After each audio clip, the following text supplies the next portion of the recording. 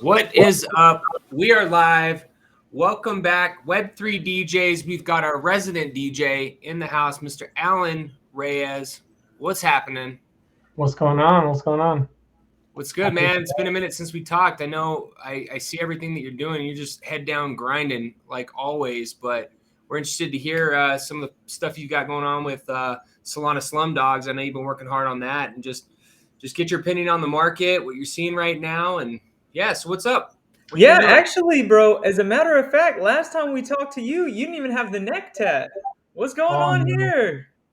no, I just got it, dude. And it's funny because when I went, so I was driving, right? I've been wanting a neck tattoo for the longest. So I was driving, and I was like, "Oh my god, bro! Like it's gonna hurt. Like I'm gonna feel like they're cutting off my throat. Like should I just like leave?" And I was like, you know what? Like just go for it. And I pulled up, and I was walking inside, and the guy before he was gonna tap me up, he was like, "Are you sure you want to do this?" He's like, "The last guy I did was in pain," and I was like, "Bro, what the hell? Like, you're about to tattoo me." I was like, "Don't tell me that the last guy you tattooed was like suffering." And then I was like, for me, like if I'm there, like I usually want to commit. I don't know, and especially like if they go for it. I don't know if you guys have tattoos, but like Yeah. if someone starts something, I'm like, just go for it. Like I don't care. I mean, I'm not gonna die, you know. I'm like, that's what I always think. I'm like, well, you're not gonna die, so might as well just it's gonna hurt, but it's okay. And it's funny enough, it actually ended up being the least painful tattoo I've ever gotten. Really? Oh, Swear to wow. God. Swear to God. I don't know why. Huh. That's Yeah, sick, dude. thank you. Yeah, that is really interesting, actually. My fiance and I, we're about to get married in 18 days, 17 days, something like that. Who's counting?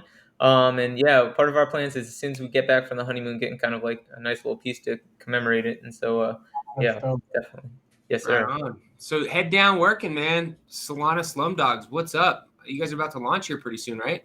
Yes. So we launch on the 20th. Sorry, let me tell some of the guys that some of the people on Discord are asking where we're at. Nice, nice. Some of Bring them the in. yeah. Um live. I'm just at everyone. Like, comment, subscribe, put it in Okay. the Discord, retweet. Yeah, so pretty much the Slum Dogs, we've been working on them for about 4 to 5 months, and just the art side of it.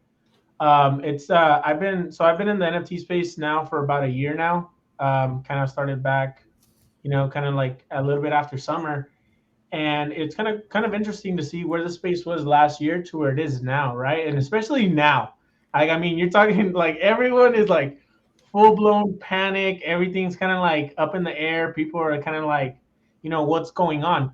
And I think it's kind of interesting, because right now I feel like really like the projects and communities that stay during this time are the ones that are going to stay for the next 4 to 5, 10 years and try to build out the space, right? Because if I mean that's how I like to look at it. So it's kind of like you're weeding out the people that are meant to stay and the people that really aren't, right? Because I don't think the NFT space has really seen a bear market at all. I Sure. think, and so and it's very interesting to see it. I still believe in all the technology and everything. I still think it's the wave. I just think it's really.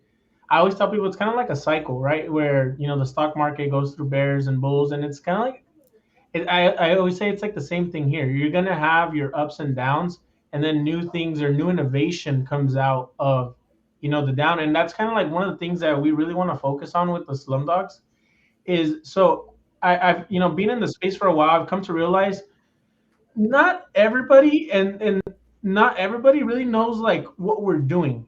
And when I mean that is the technology is so new that everybody is kind of like testing what works, what doesn't, what can you do with it, how far can you take it, what kind of application can you add to your NFT.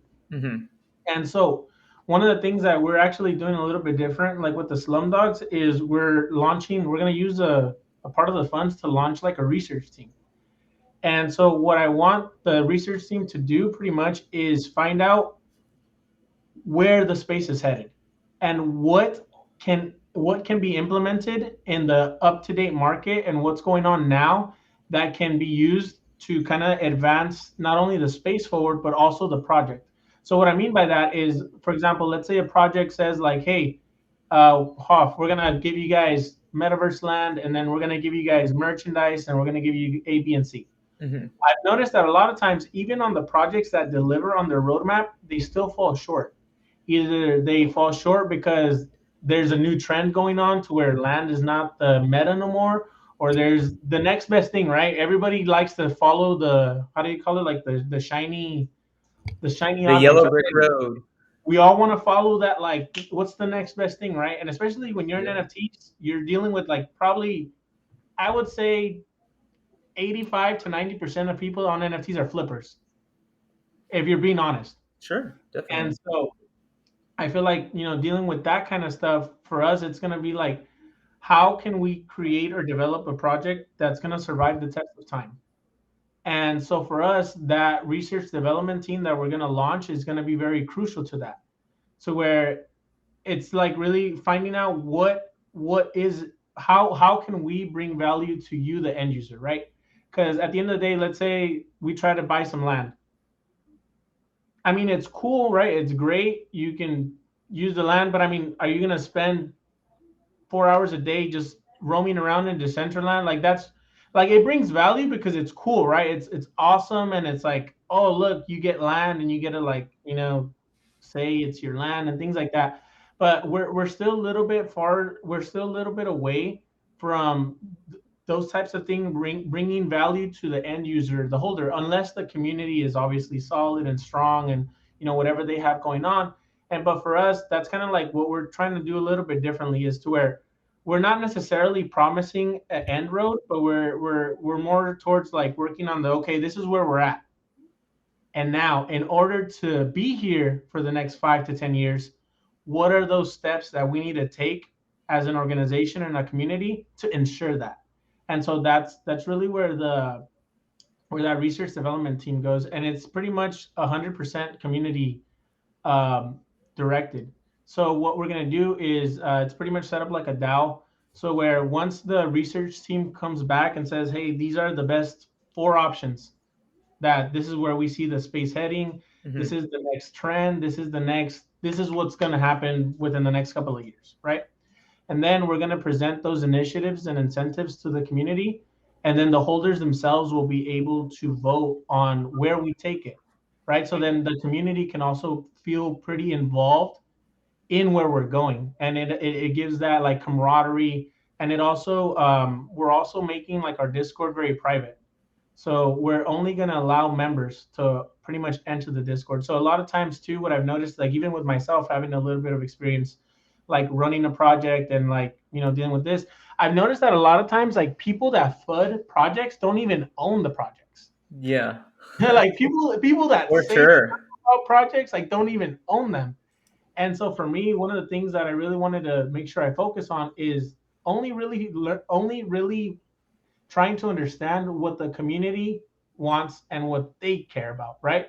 Because someone can come in here and think about it, like they can come in and they can fudge your project and have no clue, no idea. They don't even hold your stuff, but they got everything to say, right? And so for us, one of the things that we want to make different with the Slumdogz is make it very private, like literally private. Like if you don't own it, you're pretty much not gonna, unless we post it on social media, you're not really gonna know what's going on. And so the reason for that is we only want to cater to the people that actually hold it. We only want to hear the voices, opinions, and what they think, what they care about, what they're going through. Because at the end of the day, that's who matters. And as long as we're able to execute accordingly, and obviously it'll show hopefully through like social media and like hopefully the floor price increases and things like that. But that'll also incentivize people to want to be a part of that community. Like, oh, they got something going on. Well, I can't really see, and the only way to access, it's kind of like, think about it, like kind of like the Bored Ape Yacht Club, right? Where I don't think you can access their Discord if you don't own an ape, right? I'm not sure, but it sounds right. You probably have to verify. At least there's going to be channels that you can't get into for sure. Yeah, I can promise you I wouldn't know. And so that's what I mean. So that's one of the things that we're really, really focusing on, and then we're really taking our time, like with the art. Like we're like, the arts literally just the art itself has taken us a very long time. And so with that, with this project, I really want it to be very, very paced and very, very thought out, and that again, that's where that research team really comes into play. And that research team is going to be a mixture of Web3 degenerates, Web2 specialists, business owners, moguls, entrepreneurs. I just found out that if you own a Hangout Hawk from Gary Vee's collection, you can have a Zoom meeting with him. Yeah. So see, like that's what I'm looking for. That right there. So like for me, instantly I'm like, okay, then if depending on, I don't know how much a Hangout Hawk is, I'm sure it's like up there, but that's what we're looking for, is that opportunity to talk to these Web3 moguls, Web3 developers, business owners that actually not only understand Web3, but understand Web2 to an extent that is huge. And so for us, it would be huge, obviously, to like, get an opportunity to say, hey, like perfect example is Gary Vee, right? Where you say, hey, Gary Vee, this is what I have. This is what we're trying to do. Where do you see the space going in a couple of years? What do you kind of advise? And then, kind of based off of those observations and, advice, we would then come to the community and say, hey, we've come to the conclusion that these are the next best things or the next best steps that we need to take as an organization. And then with that, allow the community to decide, okay, let's do step one, and then just work on it and execute. And then hopefully, we execute on step one, and then that allows us to grow more, bring in more people. And then now we can again continue it and, kind of like adapt and evolve with the ongoing space. Sure. That's kind of like one of the biggest things for me. Yeah, I think that's a really outstanding idea, right, man? Giving the power back to the people, that's all anybody ever wants, right? Is to feel important, to feel empowered. I've seen some other projects do what you are talking about doing, kind of rather than saying, let me get as many people in here as I can, how about we position ourselves kind of as a true premium product, right? Something that's, for lack of a better phrase, almost luxury, right? Either you have it or you don't. And so I'm really interested to see how that works out for you. I think it's going to be great. One question that I did have, though, is, you talked about letting your community decide your direction. But you or your team have really taken kind of like step zero in making a huge decision for the direction of the project by electing to go with Solana. So can you talk to us a little bit about why you decided to, go with Solana and how maybe that plays into your long-term vision? Yeah, absolutely. So one of the things, so like for me, when I started on TikTok. So that was my thing. I was a TikTok creator, content creator, where I would talk about NFTs and the Web3 space and everything going on there. And I actually, funny enough, every single time I talked about Solana, I would actually get more people to interact with my post. And so funny enough, I kind of started thinking about that. I was kind of considering, I was like, why do more people tend to gravitate to me when I talk about Solana compared to like ETH? Because for me, I'm all about ETH. This is my first time launching on Solana, but for me, like I love Opensea, I love Ethereum. I don't like the gas fees, but I like the network itself. Like to me, Ethereum is like king. It doesn't mean Solana is a great blockchain, but for me, like my go-to was ETH. So I always kind of like pondered why people really gravitated towards Solana. And I really do think it's because really the demographic that we're reaching, because especially like on TikTok, you're not talking about people that, are just in the United States. And unfortunately, when you're talking about like the world, not everybody has the same wallets, right? To where like maybe for us, $70 gas fee is like, all right, like maybe we can do it. But maybe to someone like in Mexico, that $70 is what they make in a week. Right. It's kind of like, it separates the gap a lot. And so I think one of the things with Solana is that it's a lot more user friendly, to where it allows more of the people that wouldn't be able to kind of get in on an ETH blockchain, get in on another blockchain. But and at the end of the day, I really think it's kind of like the same. And it's really all about how you choose to deliver, right? I mean, for the last couple of weeks, we've seen OK Bears be on the top charts for the last like 2-3 weeks, I think. And it's a Solana blockchain. And funny enough, it's more of like what are we gonna do to execute no matter what chain we're in, right? And so for us, it's really, I think that's where most of my audience is. I think that's one of the reasons why we also decided to do it. And I had a bunch of comments. Like if you go through my TikToks, you can see when are you launching on Solana? When are you doing on Solana? And I had a lot of people that don't touch ETH just because they hate like the gas fees. And so for one, that kind of like eliminates the problem of like only, for one, the fees, but it also allows more people to kind of come in at a lower entry point. Right now, I think Solana's like $52, I believe so. Yep. And so, if I were to launch this project on Ethereum, it would be $52, but then you're talking about, I don't know, maybe like 50, $70 more on the gas fee. So now and it also messes with the person's head, right? Because when you're buying a project, you're like, oh well, it's worth $50, but then the gas fees are 70, and so that kind of like it leads a lot of people away from the wanting to purchase, simply because the fee itself it seems to be worth more than the project, right?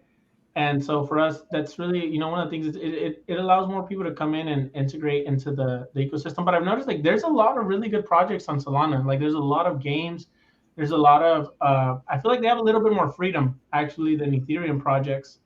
I'm not sure if it's because there's less eyes on it, but I feel like there's a lot more freedom for Solana projects to experiment with what they're doing. And so that's kind of like one of the advantages I think that we're going to see with Solana coming up soon. And I actually do believe, if we're honest, like I think it's going to be a Solana summer. Like I do think that Solana, like for the most part, is going to be a lot of the plays that change. And I've been noticing a trend on Twitter to where, and you're going to subtly notice these. Like a good example was OK Bears reaching #1 chart.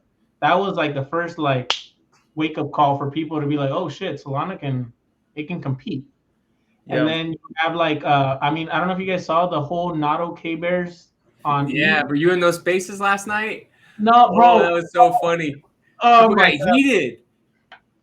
No, bro. No, when I saw the not okay bears, like I was like, this is I don't do derivatives personally. Like if I just don't do derivatives, I don't know how you guys feel about them. But like for me, I don't really like, and not even a derivative. This was a copy paste flip. Posted again. It was just a pump and dump. But then it No, got like, DMCA'd and people just lost their ass, and then people were all hurt, right? And they're like, oh, well, we got a I called it. centralized Opensea picking and choosing and all this other stuff. And I'm like, this is not okay, Bear. Like, I mean, look at the project. You really think that this is going to be something people are going to be in long term? Come on. Bro, no, that's what I said. I even made a TikTok and a tweet about it. And I was like, on the tweet, I said, the not okay bears trend is gonna, I even gave them the benefit of the doubt, and I was like, it's gonna last a few weeks and then die. And it literally the next day it was delisted on OpenSea automatically.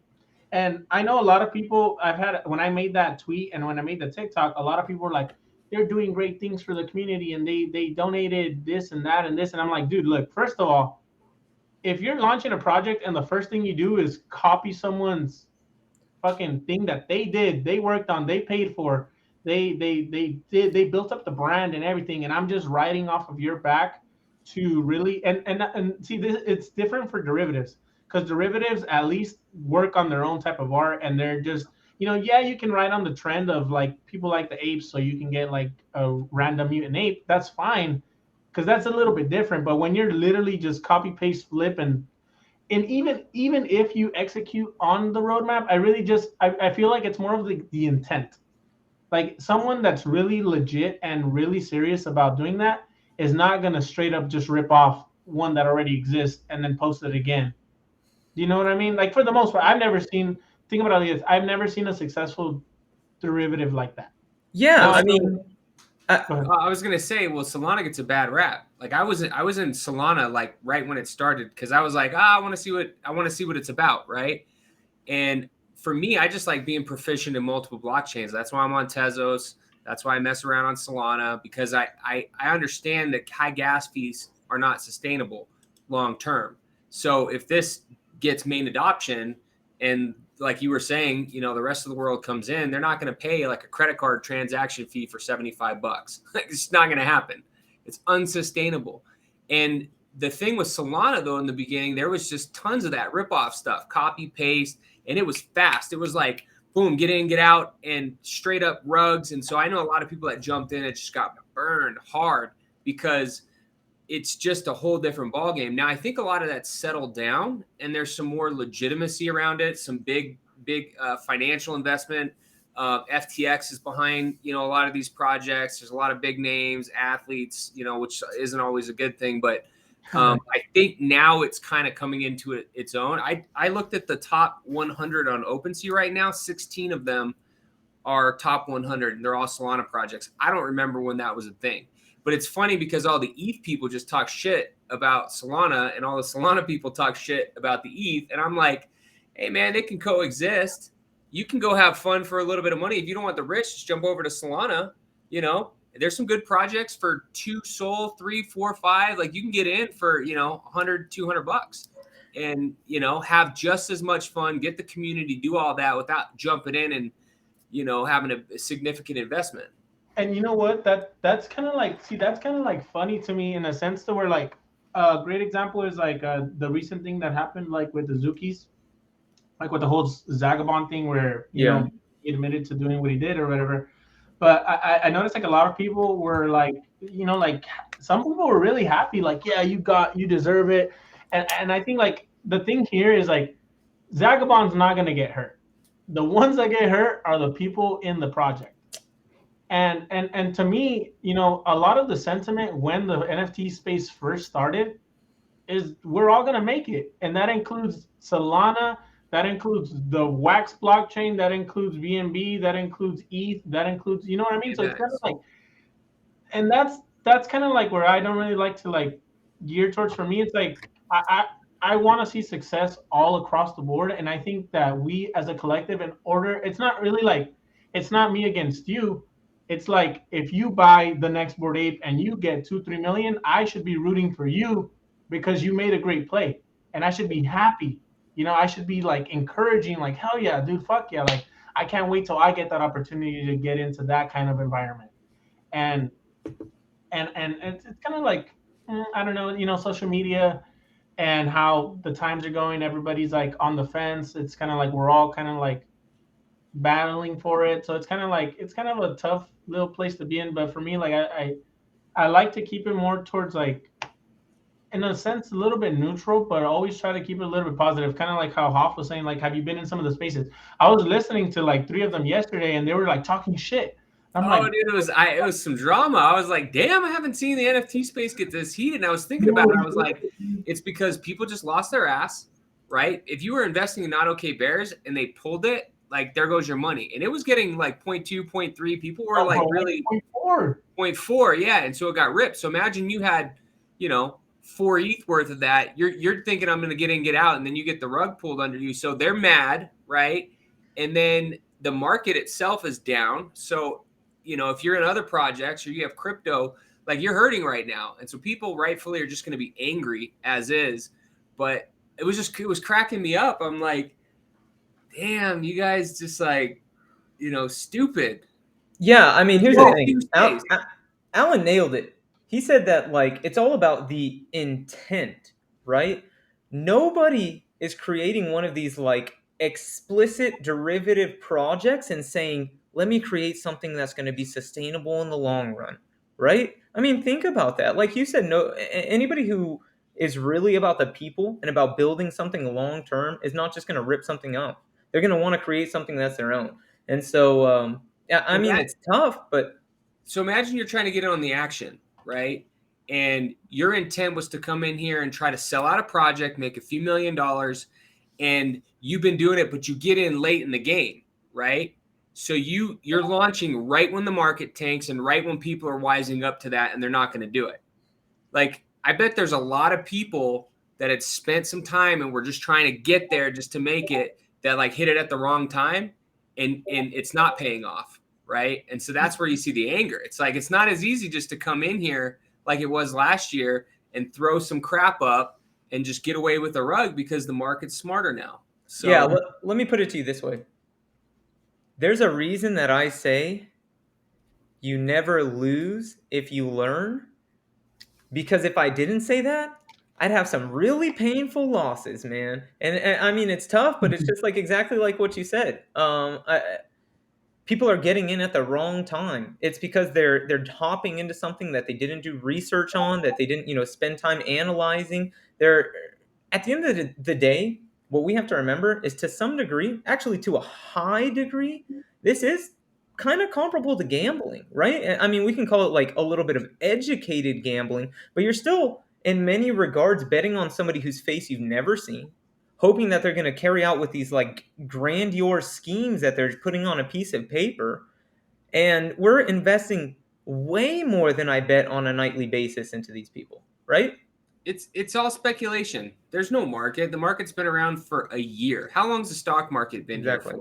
Exactly. You have way more data that you don't know what the true price is. Take any project and multiply whatever the floor price is times however many units they have, and just ask yourself, does it make sense? Does this picture that's been around for a while, is this project worth $100 million? Look at any other $100 million companies and compare an NFT project in 1 year against any like mid cap, small cap. Just look at the the stock market. Pull up any of them and compare it. Is this a real business? If you compare it, so you had valuations that were just out of control first year, and now things are settling. And I think the true price is going to settle. But, that's what's fun about this space, though. Watching this evolution, like you were talking about in the beginning, Alan, how people have to be creative. Here's Damon John, the guy that's on Shark Tank. Mm-hmm. He wrote a whole book about this, about why it's bad for entrepreneurs to get a lot of money, because it kills creativity. And he related it to his, I think it was FUBU, where he had to come up with these marketing campaigns where he was spray painting like the front of, the little doors that in New York that roll down. He started painting those, and he started thinking outside of the box, and he came up with all these different ways to like grassroots market that never would have happened if someone just gave him like $1 million. He might have done traditional marketing or however, spent it on advertisement in magazines, but that is what I love most about this. I like, I'm an entrepreneur. I'm just have a passion for business. And that first year, there was a lot of innovation. There was so much stuff going on, but what worked last year is not going to work year 2. It's not going to work year 3. And so to watch the people that can figure this out, the people that can continue to grind and get through this, to your point, those are the ones that are going to win. And that's the fun part for me, sitting back and watching like who's doing this. Yeah. Alan, what would you say to that? You were the artist for Crypto Cannibals. I'm assuming you're the artist for Solana Slumdogz, correct? Oh, you are not. Okay, No. okay. But just let me ask you, how have you seen, the success that you've amounted impact the creativity in your own life? Talk to us about that. That's a really interesting point, Hofstra. So I think I think at first it was more of like, and this is a great example, Hoff, because so at first I didn't have anything, right? I'm starting off on the ground, don't have anything, don't have an audience, don't have nothing, and so for me, it was really more of like I'm just here to create. And so at first I would just start creating, and there was like no point into my creations. It was like, hey, this is a great idea, do it. And I'm like, all right, cool. So then I would start to implement these things that I had no idea if they would work. I didn't know if they would, and it was just like more free balling it, where I was like, oh, this might work and this might work. And so like now, because I've established myself a little bit more, I kind of like deal with more of like, I have to be more of like the lead, right? To where I don't deal too much time in drawing. I'm like, okay, I have to have a meeting, I have to do a live, I have to reach out to people, I have to make sure I talk to the devs. And so I kind of took up the role of like, okay, now you're ahead, you're in charge now. Like you've created something, now what do you do with it? And so now it's like I have to set up teams. Like I've taken the role of being the artist to now being I don't like to use the word manager, more like the leader, right? I'm like, okay, now I have to lead. I have to, back then I had time, I had 5, 6, 7 hours to draw all day and then make TikToks. Now I'm like, you got 2 hours and you got 7 meetings and you got Discord and you got to meet with your dev and then you got a live. And I'm like, oh shit. So I think it's more of like, depending on what you're doing, you shift to become like, you become a boss. You become like a CEO in a sense, right? You become like, okay, now you have to figure it out. You established it, and now you figure it out.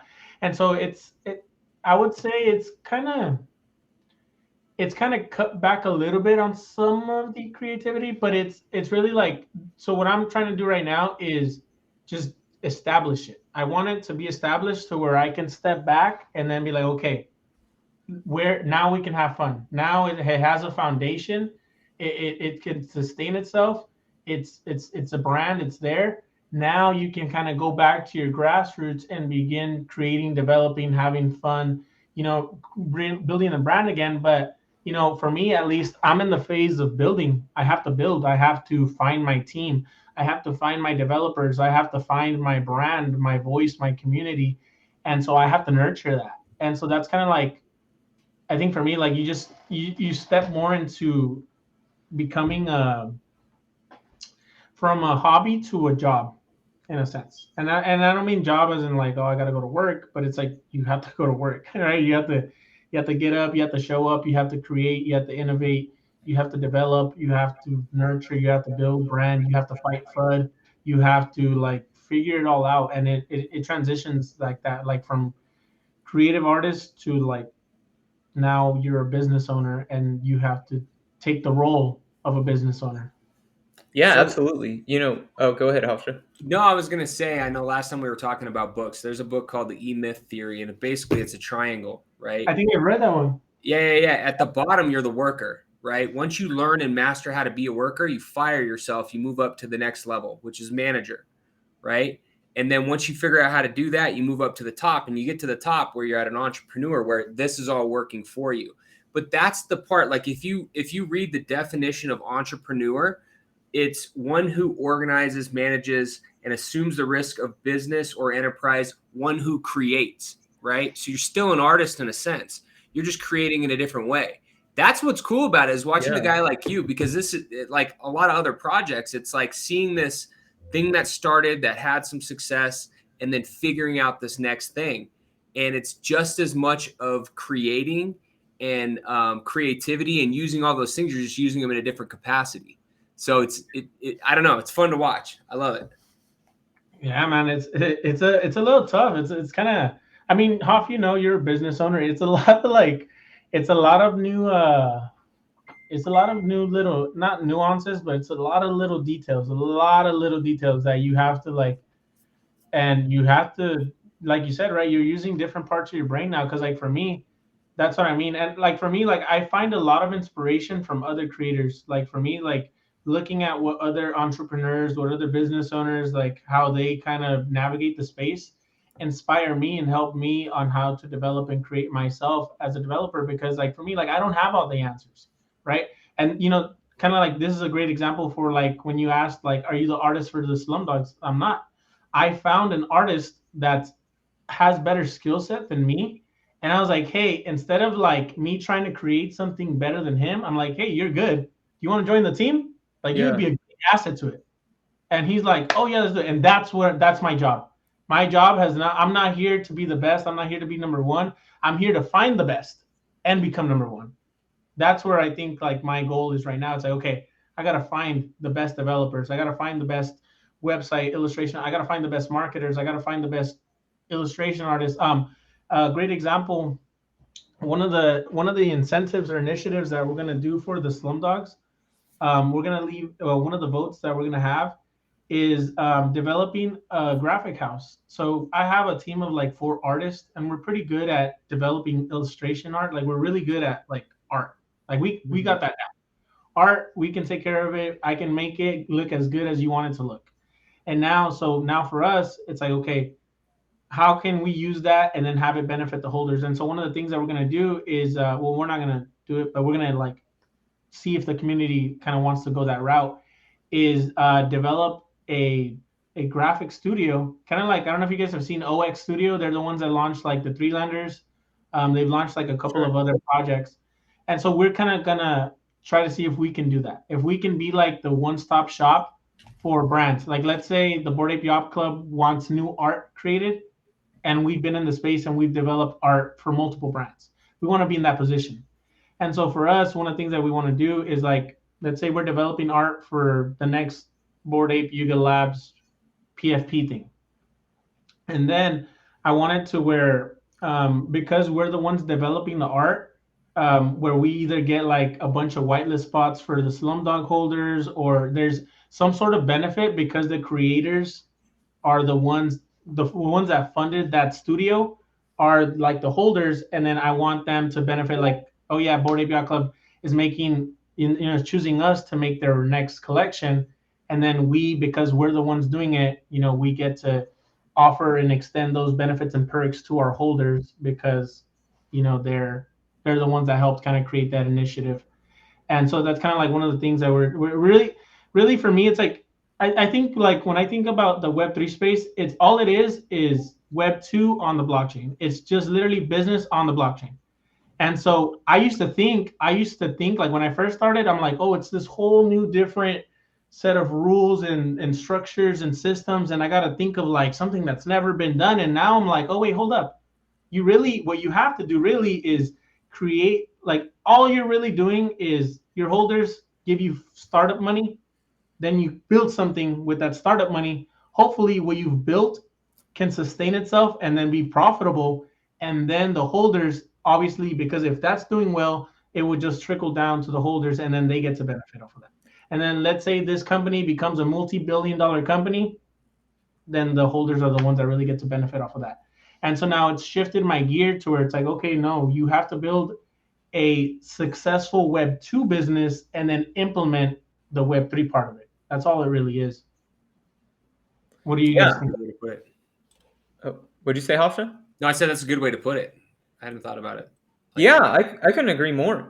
I've always kind of, well, I haven't always, but recently I've made the same shift and I've started to view these projects as just like, wow, one, it's a really awesome new intuitive way to raise capital, right?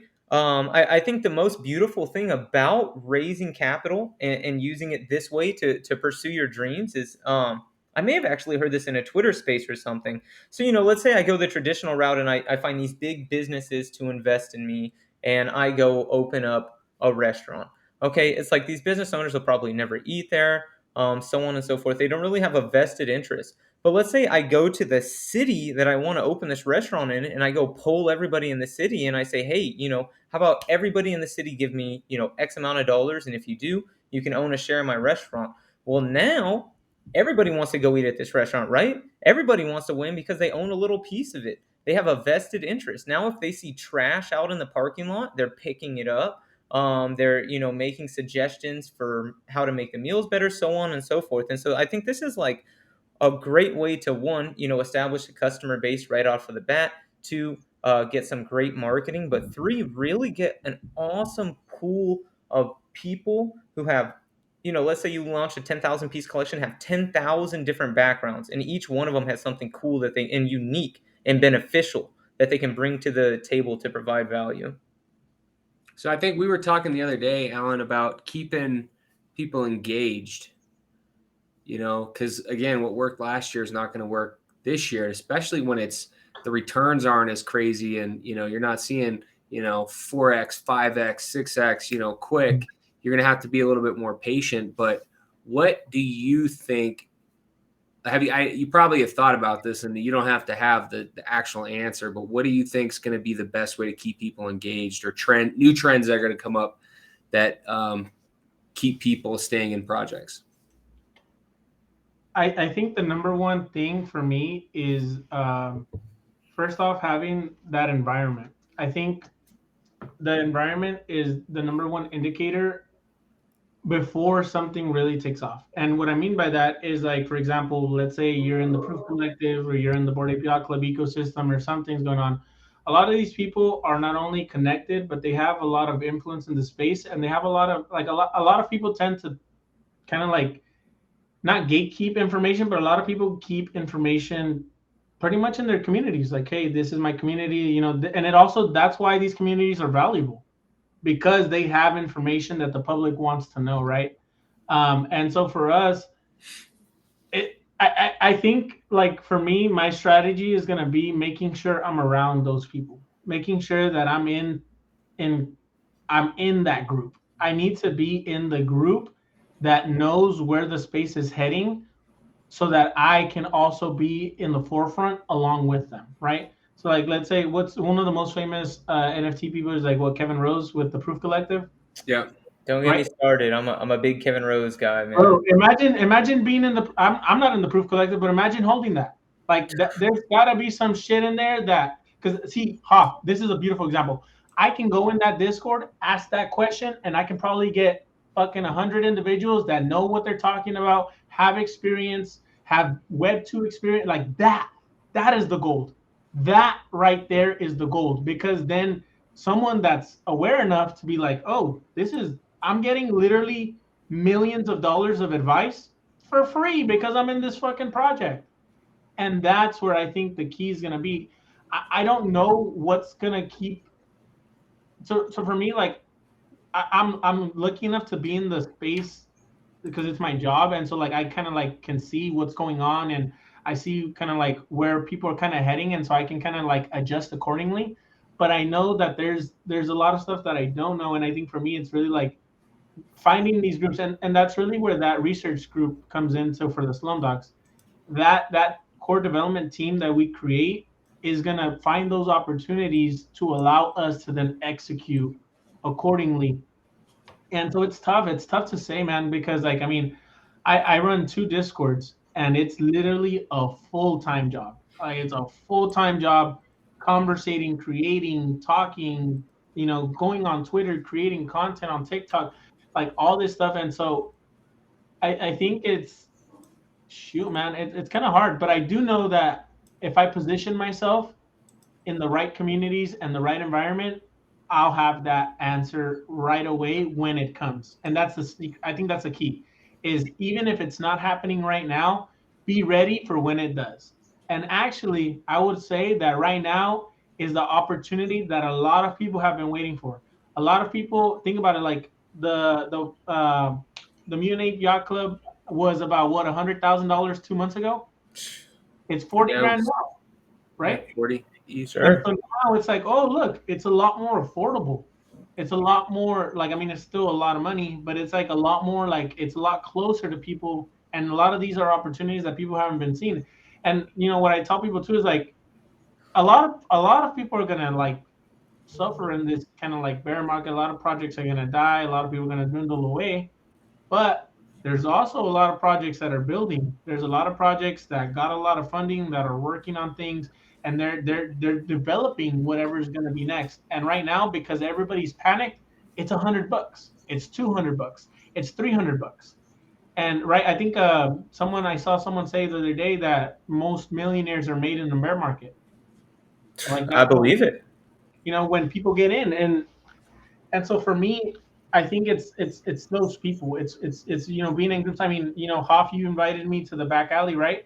Where it's other Web3 people.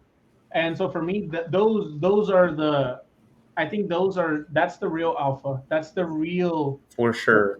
real, not only the real money, but that's where the real key is.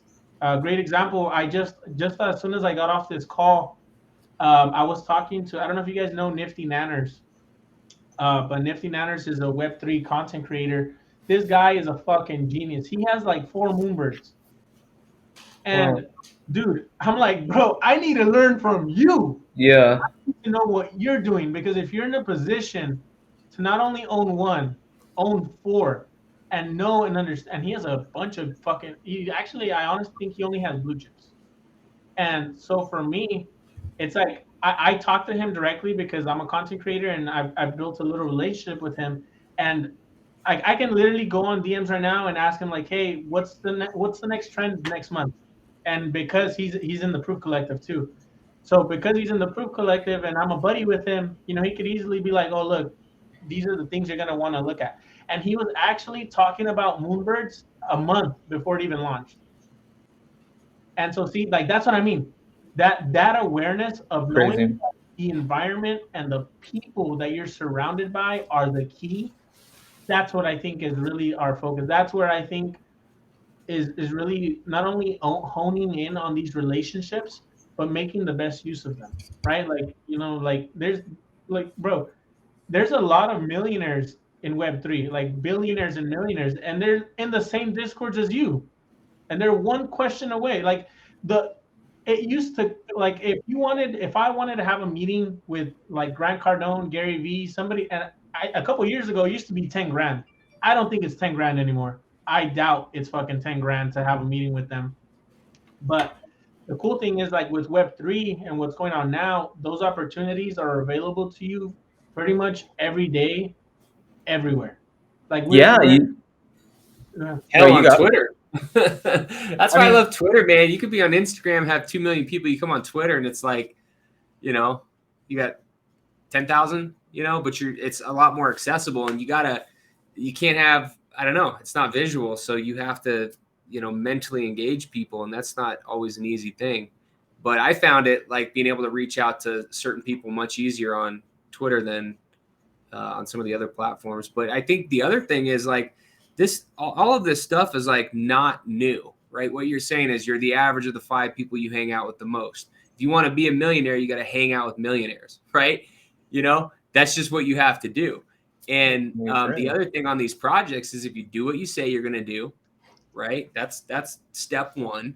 If you execute, even if you don't execute, but people see you're trying and you're busting your ass and it doesn't come out perfect, people see that, right? And people are going to give you the benefit of the doubt because they know you're grinding. So and then the other thing in business is when you own a business, it becomes more of how to deal with people, right? So who can keep the teams focused and together are going to win. It's a skill to get a good artist. It's a skill to find a good dev. It's a skill to find a good community manager, and putting that in. It's kind of like building a band. Everyone plays their role, and the people that play the roles the best are the ones that are going to win. So it's not new. It's just, I think in this Web3 thing, because it was new and all this was like, but all the principles are the same. Yep. 100%. Yeah, cool. Definitely. Oh, go ahead, Harsha. No, I was just going to say, so you've got this coming out. When do you guys launch? Tomorrow? We're supposed to launch on the 20th. Yeah, we're getting ready to launch on the 20th around 3 p.m. Arizona time. Right on. And you guys have a website, or are you launching on Magic Eden? No, we just launched I just put up a website today, but we're gonna be launching a mint site. So we'll have our mint site, and then we'll more than likely migrate it over to Magic Eden, and then I'll probably look at Opensea. I want to see. I don't know how the Solana Opensea feature works, but I'd like to see it on Opensea as well. I think that'd be dope because I like Opensea. What's mid price? 1 SOL for whitelist, and then 1.5 for public. That's so. Dang, and that's $50 and $75, right? Yeah. Good Lord. Awesome. And I also heard that, like, for people who don't know, that gas is like a fraction of a cent on Solana. Yeah, is that so correct? It'll literally cost you like $51 to get one. Like, it's probably $51. You got to get you a Phantom wallet, man. You got to get over there. There was some tricky things, like if you have to use DEX to like swap money. Like when I was in Degenerate Trash Pandas, when they like I minted that, and then you had to do this like swap on DEX tools or something like that, and then you had to get a coin, and then it was like a whole thing. So like some of that was kind of tricky for me when I was early on. But it's funny because I know people that are native to just Sol, like they don't know ETH, or native to Tez, they don't know anything else, and so like they jump over to ETH and they think it's difficult. Right. But it's just kind of where you started and where you're at. But dude, that's so awesome. That's accessible. And I'm definitely going to scoop. Yeah, actually, Alan, I'll be totally honest. You prompted me to research Solana. Before that, I had taken kind of what the masses said. Once we kind of scheduled the show, I said I should take a deeper dive into it. And so I think a lot of people out there are kind of just like me. And they're, Solana is just something that they've heard. They, don't really do too much research into it. It's okay if you don't know the answers, but do you mind if we just put you on the spot and hit you with a quick rapid fire? Yeah, go ahead. All right. Number 1, what is Solana? I mean, are you talking in the sense of like the blockchain or what? Just like, yeah. It's just another blockchain like Ethereum, essentially, right? So from what I know, and just to answer those questions, so for me, I'm not a dev in a sense. I'm like more of the creative and making sure everything runs accordingly. Okay. But from what I know, Solana is a blockchain pretty much on the Solana ecosystem. I know they run on different, it has different abilities as far as what the mechanics of the token can do. But I think of it more of like I'm not really too worried about what the token exactly entails. It's more of like what the opportunity is with what it can present. And so for me, funny enough, and this is I'm glad you actually asked this. A Great. lot of people think they have to know everything in order to get into NFTs and Web3. I'm Sure. like, guys, I am an idiot and I'm in Web3. Like I graduated with C's and D's. And it's funny enough because it's as easy as going to Google what is a Web3 wallet. It's literally a Google Watching extension. videos. It's literally a Google extension. You don't if you're I mean, unless you're gonna start Solidity, if you're gonna be a Web3 developer, like yeah, go in and learn the mechanics and the systems and the smart contracts. But if you're not gonna do that, you really all you need to learn is learn to study the market. I mean, again, if you're gonna develop like when you're developing like a video game and you're developing a whole bunch of shit, get in and start to learn like the intricacies. I don't know how to say that word of what the blockchain brings. But as far as like the everyday average user, there's not too much that you really need to like delve into, right?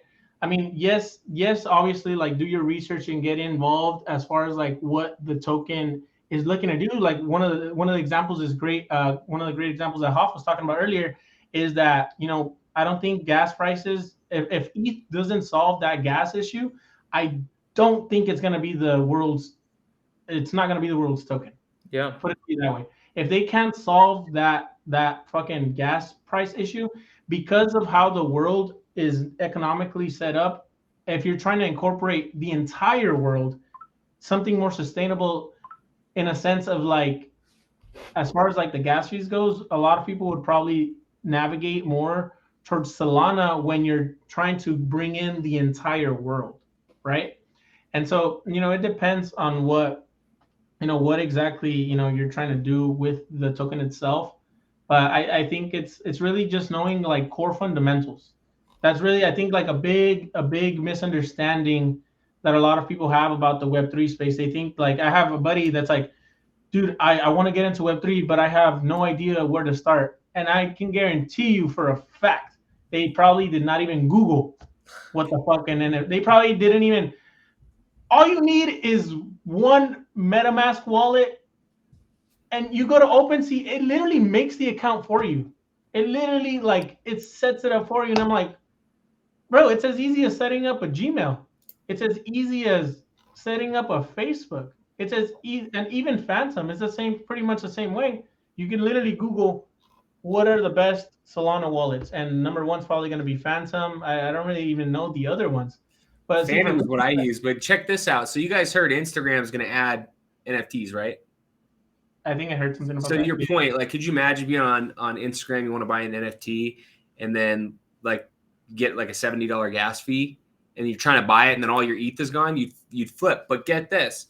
So I just pulled this up. The new Instagram test will not only include NFTs from the most popular blockchain, Ethereum, but also from lesser known Polygon and Solana and Flow. So what you'll see in the future is like, yeah, Ethereum is what is being used now, but it's going to be a combination of all these blockchains. And then whoever can figure out how to integrate all these things and make it seamless is going to win. And that technology hasn't been created yet. But right now we're in dial-up mode, so we're using what we can use. But there's a reason that they're adding those because they want it to be accessible to everybody. Like coffee just gave me goosebumps because that's the answer. Whoever can figure out how to dummy it down and make it to where I don't even have to know what blockchain I'm using, I just want to get the end product, that's the winner. Yeah. When you can make it so easy that I just click a button and I bought it, and somehow my fiat changes to whatever currency that thing needs, and I don't have to worry about conversions and like literally, like when I can get my credit card and say, hey, buy this project, and as soon as you click buy, the system itself will transfer your fiat into their native token and then just buy it. You don't have to do anything else, nothing else. Yeah, just go back 20 years. Just go like to your point on the bank, right? 20 years ago, we were still doing our checkbook. We were writing the checkbook, right? Nobody balances their checkbook anymore because it's all done. How long ago was it when Zeal got added? 5, 6 years ago? Not that long. If you just look at the evolution of where banking has been and then take crypto, right, where we're at right now, it's like at the beginning of where that was on online banking. And now it's just going to be applying crypto to all of these things moving forward. But your average person was scared. Like your grandma back then never could have imagined not balancing her checkbook with her pen and like the back of the checkbook. Like it wouldn't have happened. But now I guarantee those people they're using the internet, they're logging in, they're doing everything online, paying their bills. But that was not how it was. It was sketchy. People were scared. They fudded the shit out of it. Okay. But this is where we're going. So then let me ask you this, because I was listening to a show today and they were kind of talking about this. When you go on the internet today, like, let me just see, like, what do I have pulled up? A Gmail, right? You don't go on to Gmail and you're not thinking about, all right, is this made on Oracle, MySQL, Redis? You're not thinking about any of that. Do you think it will eventually get to the point where the blockchain is just kind of on the back end and we're just using things like this that are leveraging it? And you think like, whatever the specific purpose is, we'll say, Ethereum for security, as foreign as that may sound to some people, or, 100%. Solana just for performance opportunities. You think that that's kind of like what the future state is?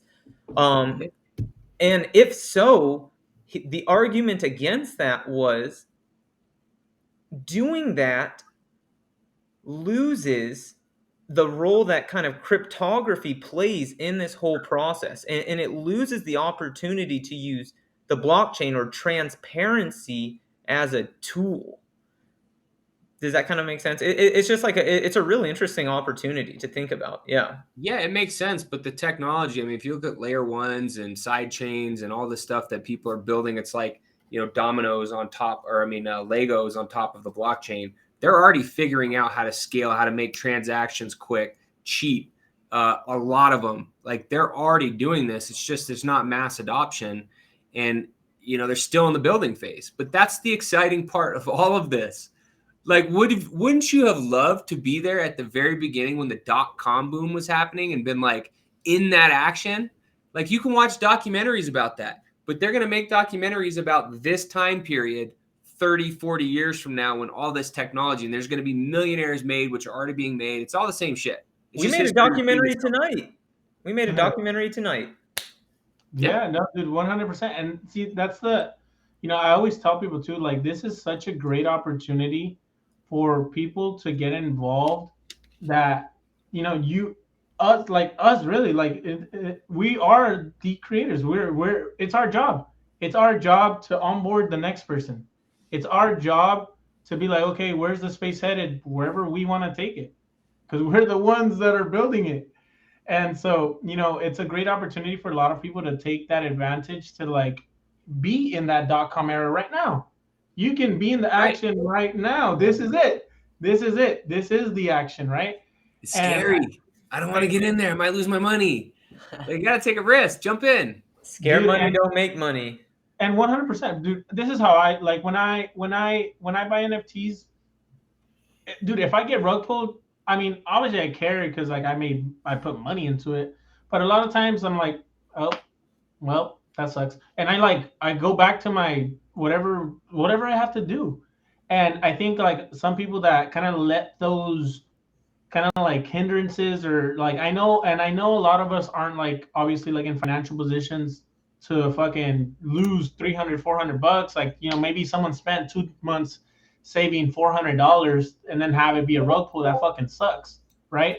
But I think it's like, if you can, like what you said, if you can learn from that, like it's a good opportunity. I one time, great example, I one time lost, I had like $2,000 in XRP. I went on, I think it was like Coinbase.com with a dot at the end on a fucking, like on a Google ad. Yeah. Clicked it, I logged in. Boom. I was actually Trust Wallet. I clicked it, I logged in, and it said login failed. And I was like, oh, that's weird. It failed. And then fucking 3 days later, all my money, like literally, like I was like looking at my account and I just get a notification. There's a notification that says your money has been sent to somewhere else. And I'm like, what? And I look at it and I'm like, someone's stealing my money. And I literally was like looking at my shit, like every single. Oh my gosh. I was like, and I looked up my mom. I was eating food. I was eating dinner and I saw like someone just jacked $2,000 for me, and it was all the money I had at the time. And then I was like, damn, that sucks. And I kept eating. And then my sister was like, aren't you gonna like, are you mad? Or like, she was like, what are you? She's like, I would be crying. I was like, I mean, well, it sucks, but I mean, I don't know. What am I supposed to do? Right? Like, Right. I can only learn from it. I can only, and so from that, I'm thankful that happened at $2,000 and not at $200,000. Right. Like that to me is like, bro, good job. You went through it, so at least you know, bro. It kills me when I see these fucking. You see it on Twitter all day. Just lost 5 Bored Ape Yacht Club fucking NFTs, and I'm like, bro, Crazy. what? I could not imagine losing just one, and now imagine 5. Crazy. Like, bro, It happens. Imagine like choosing not to cash out too, like thinking about it and saying, nah, I'm gonna hold, and then having it all taken from you, I was man. just thinking about that the other day. I know. It's So sad. what do you think about that? I think 'Cause it's then- happened to every single one of us. Like So what- I've got jacked. Ain't happening to me again. Bro, did I tell you guys that? Did you guys buy the Art of Seasons? No. So I called out that project in my Discord. I called it out at 0.1. It went up to 1.7 ETH. And I held on to, I had 8 of them, bro. I had 8 of them. And well, it gets terrible. I bought 8 of them because I was like, yeah, like, and I'm a dumbass because I should have trusted my intuition.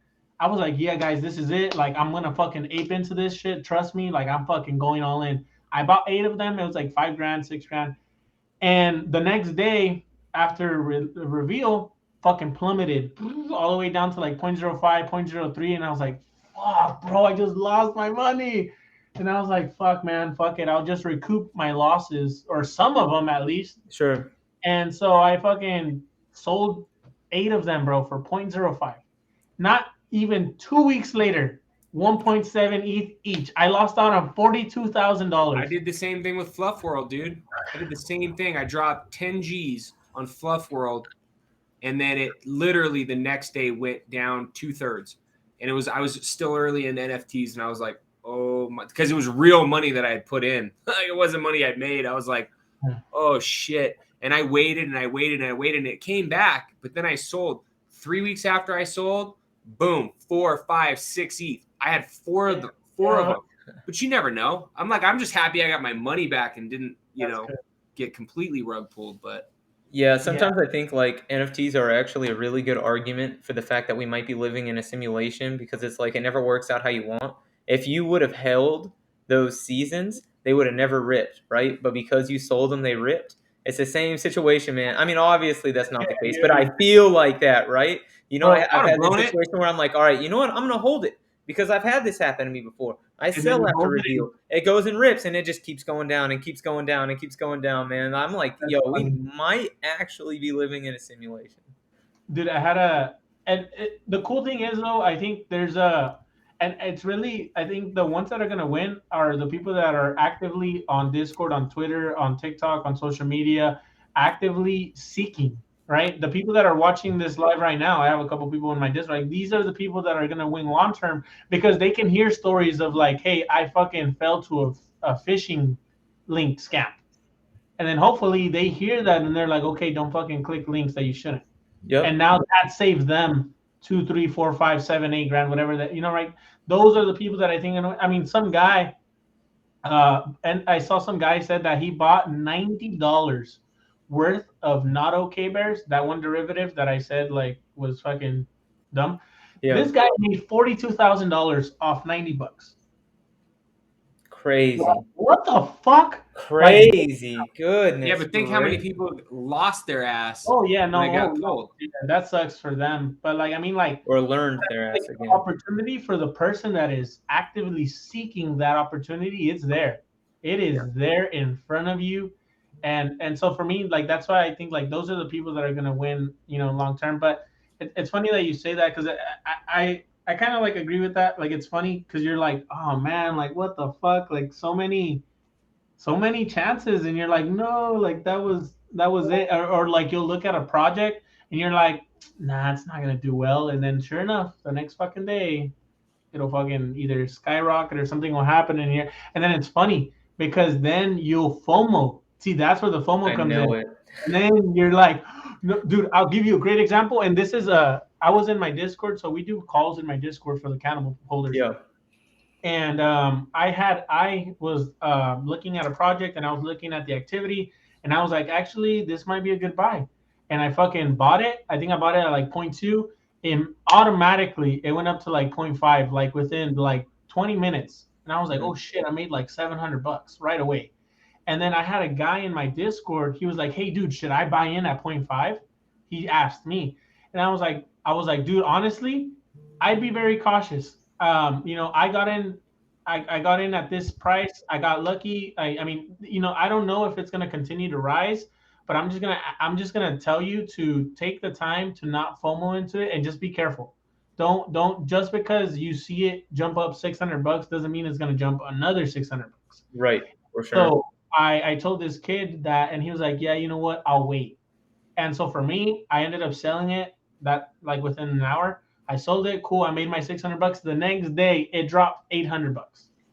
And then that kid came into my Discord the next day, and I was like, "Hey, dude, remember when I told you not to FOMO into it?" I was like, "That's why, because you would have bought in at my exit. Right. You would have bought in when I was trying to leave." And so that was a cool lesson for him because he's like, "Oh, look, that's what FOMO is, right?"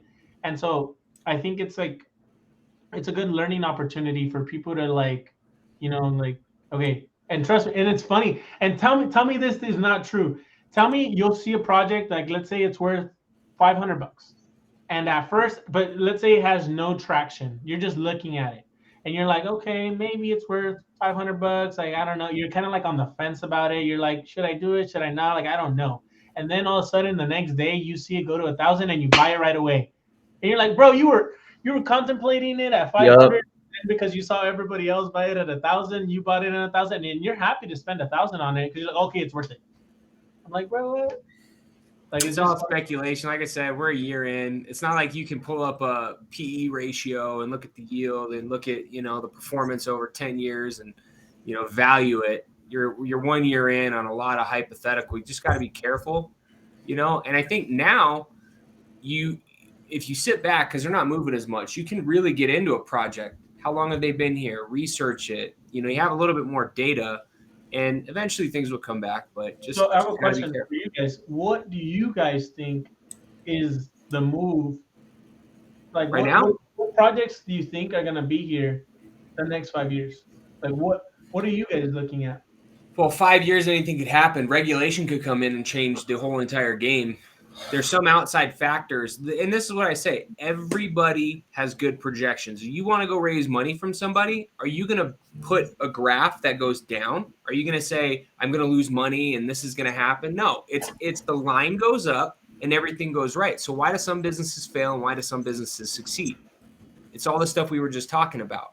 And it's so hard to even think 5 years down the road because the trend could change. A new blockchain could be the dominant blockchain. Solana could just take off, and then everything on Ethereum is like no one wants it anymore. I think right now, for me, it's like I can see a year or two. I would look at who has the most money, who has the most runway. So you think Bored Ape Yacht Club, they got $400 million in investment. I would be looking at who has enough money to be here for the next 3 years, and that's what I would buy in. I mean, Yuga Labs is $3 fucking ETH, bro. I'm like, bro, have you guys like? Is everybody on? And see, this is a great example as to why I know you're right. I don't know if you guys, Hoff, do you own a Smiles? I don't know if I ever saw you with I a did. Smiles. I own 2. I'm thinking about buying back in just because Bro, it's low. so that was a great example. When I bought into the Smiles at first, I was like, yo, it was $1,000 when I was buying in. I was like, oh, this is dope as fuck. Like, I love it. Like, the art's fucking amazing. The guy is dogs. He looks like he's gonna execute, and he's a good creator and he's a great designer. So to me, I was like, yo, this is an easy one. Like, hell yeah, buy it. I remember I bought 1, I bought 2, I bought 3, I bought 4, and then I don't know if you remember, but it went down to like $700 Yep. for like a 2-week span. And then I remember I was like, what the fuck? I was like, people are stupid. I bought like 5 more when it went down to $700, and then I just forgot about them. I was like, I'll be good. Like, I'll be good. And sure enough, about 40 days later, they ended up going to like $9,000 each. I think at one point. They're over 1. Dang, Alan, sheesh. So I spent like $4,000 and I made like 25 on them. But see, it was because I was able to kind of like see the long term, and it's kind of like what you're talking about in a sense. Like, I think Yuga Labs is going to be one of the first sure ones to be here. Like, whether it goes down or up, like if they fuck up, everybody else is fucked. If they can make it work. But here's what you got to look at, right? So not everybody can afford Yuga. You can't. 3 Yuga is a lot of money. So now look at who, like Gutter Cat, right? Gutter Cat gang, we talk about that a lot, but you can buy the second tier project, right? So you can buy that for 0.16 right now and be in the ecosystem of an ecosystem that already raised like $200-300 million, right? So even though you're buying at this amount, you still have an opportunity, if the project continues to be something, to make money. V-Friends Series 2, Alien Friends 2, World of Women Galaxy. There's a lot of these second tier, if you're trying to invest money in good projects, that you can be in the ecosystem, and it's a lot safer than maybe taking these other projects that are at like page 5, 600 on Opensea, and you don't really know where they're at. If I was coming in, I would pick those second tier projects that are good if I was going to invest there, and then go through some of these other ones and then maybe take some stabs. But something that's at like 0.07, that's really hard to figure out right now. Like, do you think that's got the runway to go 10x again? I don't know. I mean, if it's been around for 6 months and it's sitting at 0.07, what's the likelihood of that coming back?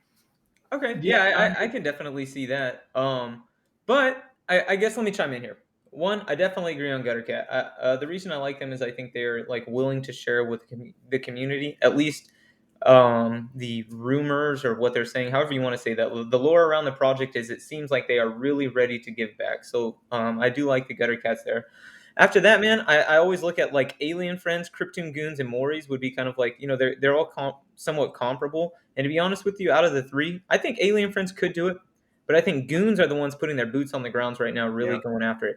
But my official answer, and I talked about him before on the show, is this right here. And it's from Pio. He's the one who told us about it. Something Token is what it's called. It's basically the guy who created Reddit created this. And basically what he's attempting to do is make it so that you can sell physical things, buy and sell physical things as NFTs.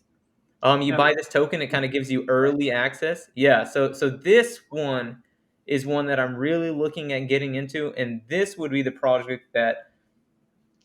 Here's my logic on this project. I think right now it's at 0.1, maybe 0.106. We talked about that in our alpha group when it came. You know what's funny? I follow Peel's Twitter on my Discord. So like one of the tools that we have on our Discord is Twitter trackers.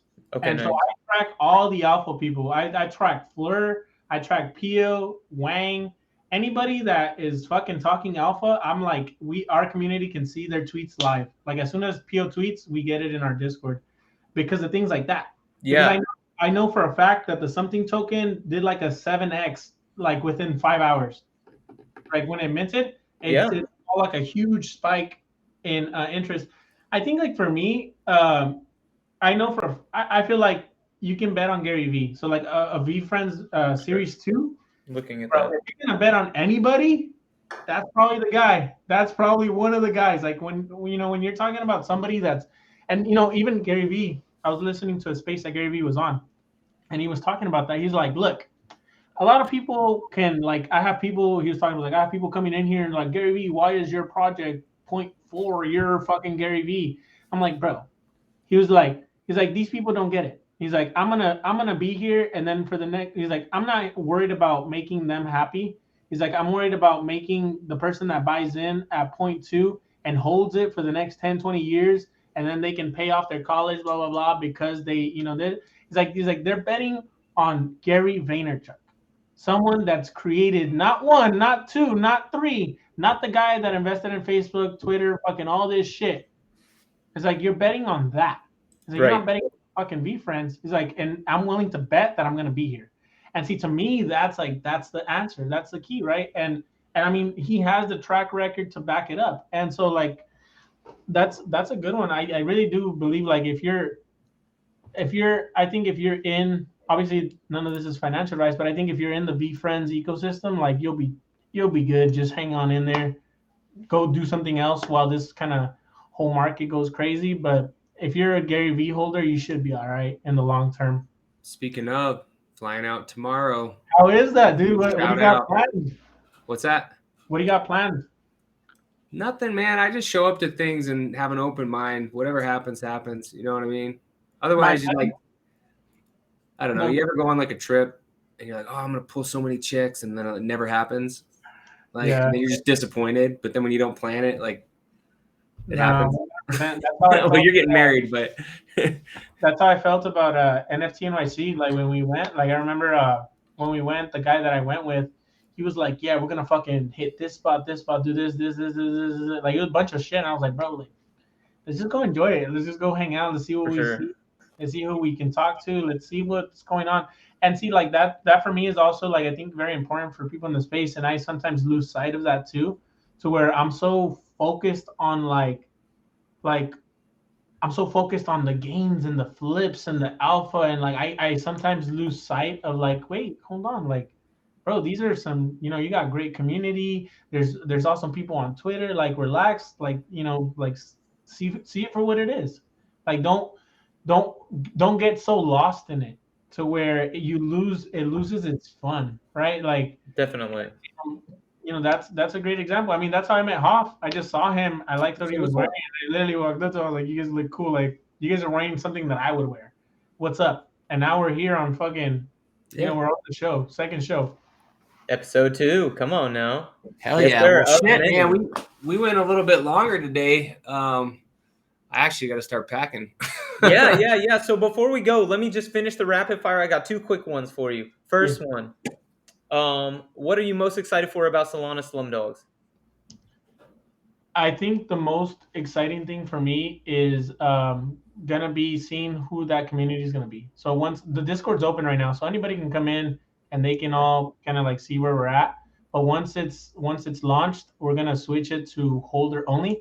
And those people, I really want to see the environment that's created, because this is the first time I close off a Discord. And so for me, I'm just excited to see the environment for a exclusive private community compared to like an open public one.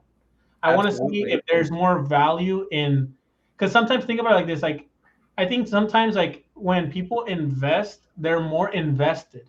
Like when you're in like you're more willing to learn and become a part of the community, right? So like think about it like this.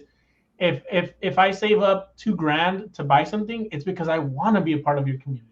I want to be a part of what you have going on. Compared to like, like I did a free mint, so that was cool. Like people got in for free, but a lot of people take advantage of that, and they're like, "Oh, it didn't cost me shit. There's no value to me."